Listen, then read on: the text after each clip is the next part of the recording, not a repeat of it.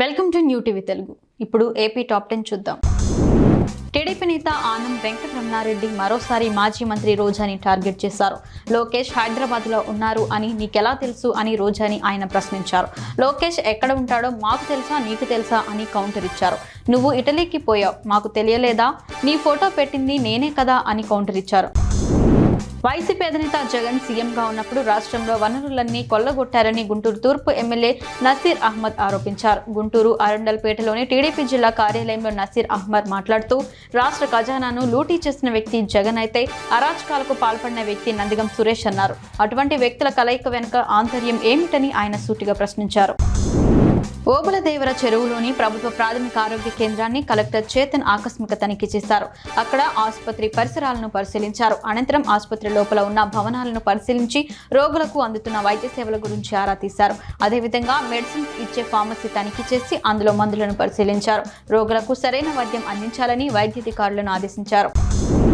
ప్రకాశం barrage బోట్ల తొలగింపు పనులను వేగవంతంగా పూర్తి చేయాలని పాలకొల్లు నియోజకవర్గం ఎమ్మెల్యే రాష్ట్ర జలవనరుల శాఖ మంత్రి నిమ్మల రామానాయుడు తెలిపారు. ఈ సందర్భంగా అక్కడ జరుగుతున్న పనులను ఆయన పరిశీలించారు. అలాగే బోట్ల తొలగింపు పనులకు సంబంధించి అధికారులు బేకం సంస్థ ప్రతినిధులతో పనులు ఎప్పటికీ పూర్తవుతాయని అడిగి తెలుసుకున్నారు.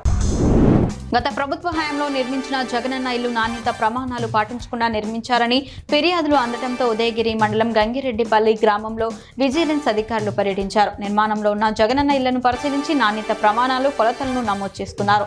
నివేదికను ఉన్నత స్థాయి అధికారులకు అందజేస్తామని, ఇళ్ల నిర్మాణాల్లో అవకతవకలు జరిగినట్లు తెలిస్తే చర్యలు తీసుకుంటామని తెలిపారు.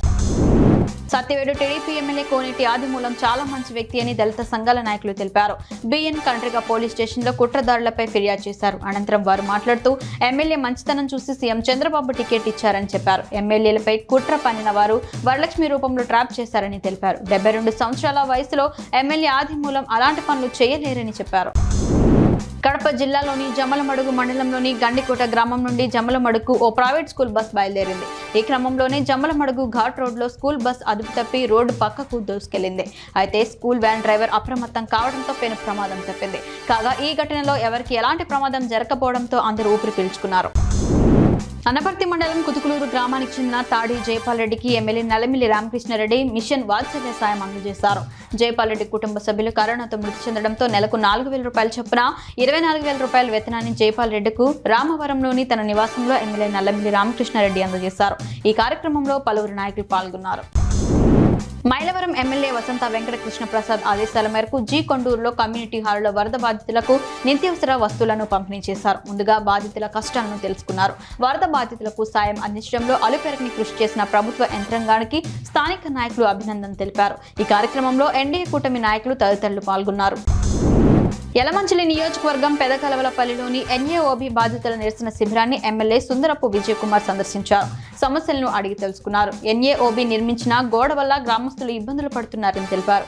సమస్యల పరిష్కారానికి చర్యలు తీసుకుంటానని ఎమ్మెల్యే హామీ ఇచ్చారు. ఈ కార్యక్రమంలో టీడీపీ మండల అధ్యక్షుడు దిన్ బాబు, పార్టీ రాష్ట్ర ఉపాధ్యక్షుడు రంగనాయకులు పాల్గొన్నారు.